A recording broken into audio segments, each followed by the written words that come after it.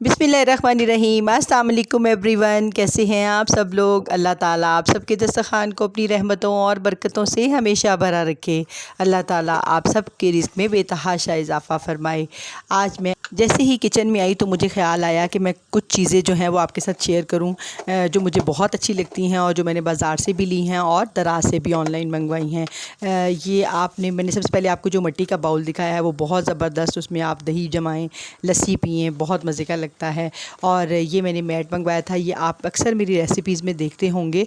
इसके ऊपर जो है वो अक्सर बेकिंग की चीज़ें जो है वो रोटी वगैरह भी आप बना सकते हैं। इसके अलावा जो आप पिज़्ज़ा की डो वगैरह वो बेल सकते हैं, बहुत काम आता है। ये मुझे बहुत अच्छा लगता है और ये खिसकता भी नहीं है। आप इसे बिछा लें तो बिल्कुल भी नहीं खिसकता, बहुत अच्छा सा ये है। जैसे ही फिर मेरी चाय बनी तो आपको पता है कि चाय तो मुझे बहुत पसंद है। अभी तक आप लोगों ने मुझे बताया नहीं कि चाय किस किस को पसंद है, ताकि जो हम हैं वो फिर मिलकर एकदम पार्टी करेंगे।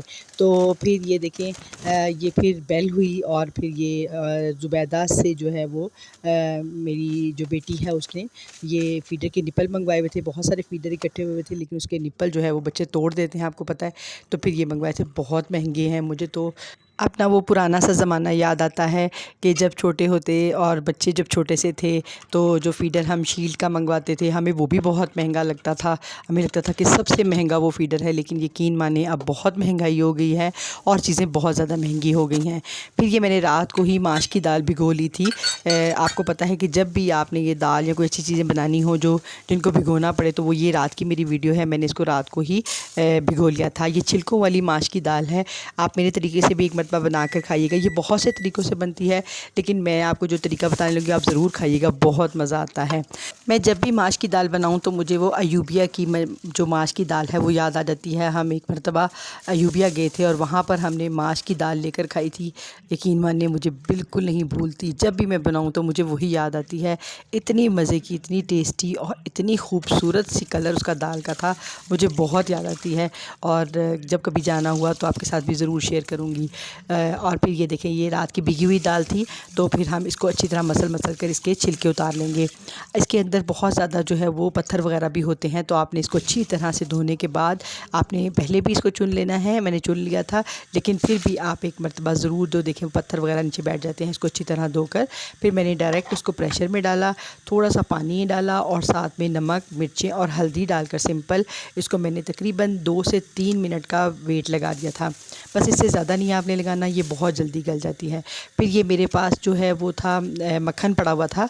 ये मक्खन मैंने मंगवाया बाज़ार से, और अक्सर सर्दियों में तो मैं मक्खन साग वगैरह के साथ, पालक के साथ ऐसे ही यूज़ कर लेती हूँ, लेकिन गर्मियों में मैंने मंगवा कर इसलिए रखा था कि ताकि मैं इसका देसी घी निकाल लूँ। वैसे तो मैं मलाई से भी देसी घी निकाल लेती हूँ अगर इकट्ठी हो जाए तो। और फिर ये बॉक्सेस जो हैं वो खाली थे तो मैंने इसमें भर लिया। आप ये जो मेरा येलो वाला बॉक्स देख रहे होंगे, आप सबके घर में ये होगा, क्योंकि ये लिप्टन का है और चाय की पत्ती सबके घर में आती है। मुझे इसकी क्वालिटी बहुत अच्छी लगती है। मैंने ये डिब्बे कभी नहीं फेंके, जब भी ये मेरे घर में आता है तो मैं इसके अंदर ज़रूर कुछ ना कुछ डालकर तो इसको रख लेती हूँ। तो फिर साथ ये देखिए देसी घी मेल्ट होना शुरू हो गया, ये मक्खन मेल्ट होना शुरू हो गया। और एक तरफ जो है मैंने ये कल का दूध पड़ा था, तो मैंने सोचा इसकी दही की जाग लगा लूँ, और साथ में मैंने ये मलाई इसके ऊपर से उतार कर इसको रख लिया था। वैसे तो घर के बने हुए देसी घी की क्या ही बात है। इसी तरह आप मलाई इकट्ठी करें और उसको फ्रीज़र में रखा करें। मैंने ये बॉक्स आइसक्रीम वाला लिया, इसको फ्रीज़र में रख दूँगी। फिर अब फरमाइश आई थी कि थोड़ा सा टैंग बनाया जाए, तो ये टैंक जो है ये मैंने अल-फतेह से मंगवाया था, लेकिन यकीन माने फिर भी इसका वो जायका नहीं है जो अभी तक मुझे याद आता है। हमारे जो मामू हैं सऊदी अरब से हमें भेजते थे ऑरेंज वाला, और यकीन माने अभी तक उसका टेस्ट नहीं भूलते। इतना मज़ा आता होता था वो पीने का कि अब सारे ही जायके जो हैं वो मिक्स हो गए हैं कि टैंक क्या है और जामेश्री और बहुत सारे ड्रिंक्स। अब तो इतने मार्केट में जायके और फ्लेवर आ गए हैं कि यकीन माने कुछ भी पता नहीं लगता हम क्या पी रहे हैं और क्या खा रहे हैं, बस ये मुंह का जायका ही है।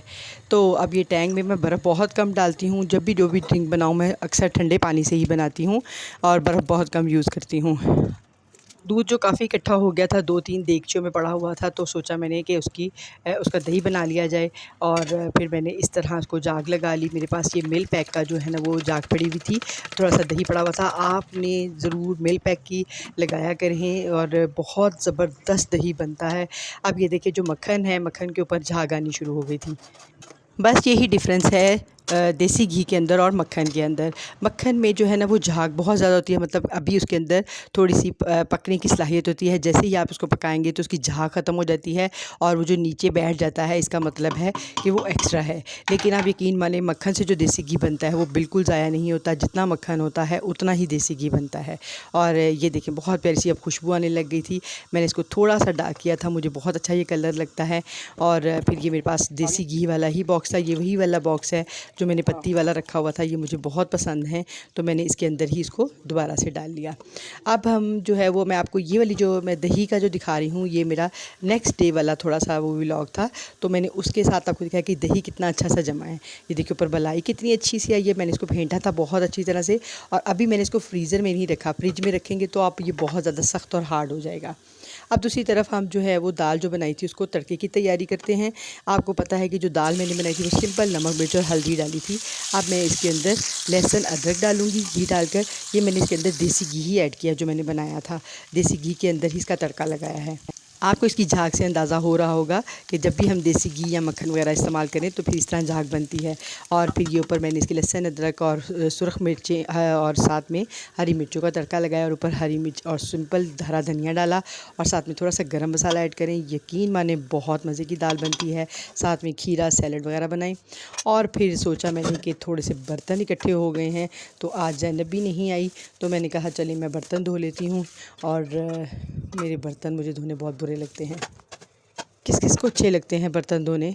वैसे तो मुझे तो बिल्कुल भी पसंद नहीं है बर्तन धोने। लेकिन ये है कि अब धोने तो पड़ते ही हैं, घर में ज़ाहिर होते हैं।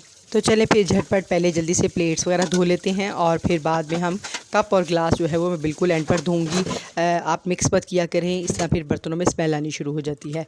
गिलास वगैरह बिल्कुल एंड पर धो लिया करें या फिर सबसे पहले धो लिया करें और फिर या देगचियों को बिल्कुल सेपरेट धोया करें।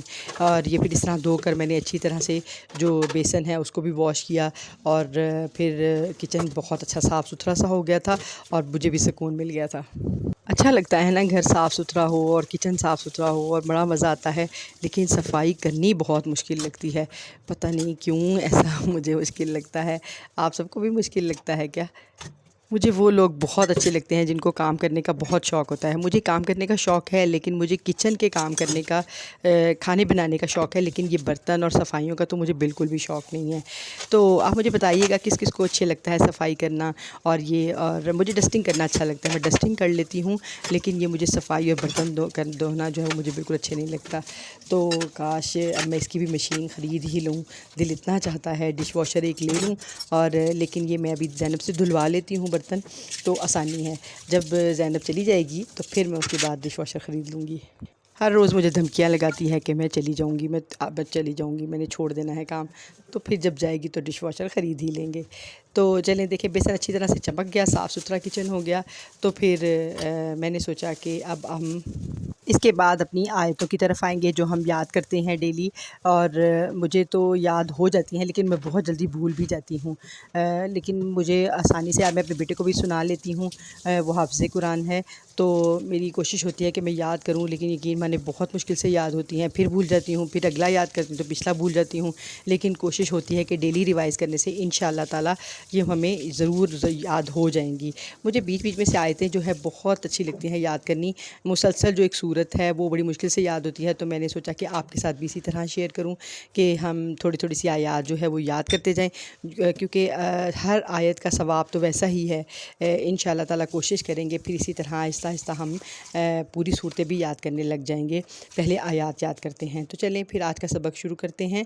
तो मैंने ये सूरत कहफ़ की जो आयत हैं वो मैंने ली है, ये मुझे बहुत पसंद है। बिस्मिल्लाहिर्रहमानिर्रहीम। कय्यमन लियुनज़िरा बासन शदीदम मिन लदुन्हु व युबश्शिरल मुमिनीनल्लज़ीना यअमलूनस्सॉलिहाति अन्ना लहुम अजरन हसना। और ये सूरत कहफ़ की आयत हैं और इसका तर्जुमा है अदल वाली किताब। अदल वाली किताब के अल्लाह के सख्त अज़ाब से डराए और ईमान वालों को जो नेक काम कर बशारत दे कि उनके लिए अच्छा सवाब है। बहुत खूबसूरत आयत और तर्जुमा है। याद करें, कमेंट बॉक्स में लिखें, मुझे ज़रूर बताएं आपको याद हुई है कि नहीं। अब ये रात का टाइम था तो मैं ये चीज़ बना कर रख लेती होती हूँ। ये बहुत ज़बरदस्त ये रेमेडी है। आपने ये आँखों के लिए, ज़हन के लिए और याददाश्त के लिए और सर के लिए, सर दर्द के लिए बहुत अच्छा है। ये अक्सर लोग जानते ही होंगे। इसमें मैंने ये चने लिए हैं वाइट वाले, जो चने भुने हुए होते हैं, बादाम, सौंफ और मिश्री और साथ में वाइट बटर। हम इस सब को ग्राइंड करके तो इसको सबको अच्छी तरह से मैंने भून भी लिया था पहले, और फिर मैंने प्लेट में रखा हुआ था इसलिए ठंडी हो जाए, और फिर उसके बाद मैंने इन सब को अच्छी तरह से ग्राइंड करके तो फिर मैंने इसे मिक्स कर लिया था। और ये मिक्सी भी देखें, इसको भी अच्छी तरह से पहले मैंने कूट लिया था, फिर उसके बाद मैंने दोबारा ग्राइंड किया था। ये थोड़ी सख्त होती। तो चलें फिर इंशाल्लाह अगली वीडियो में आपके साथ मिलते हैं। तब तक के लिए मुझे दुआओं में याद रखा करें। मैं भी आपको दुआओं में याद रखती हूँ। मिलते हैं अगली वीडियो में। अल्लाह हाफ़िज़।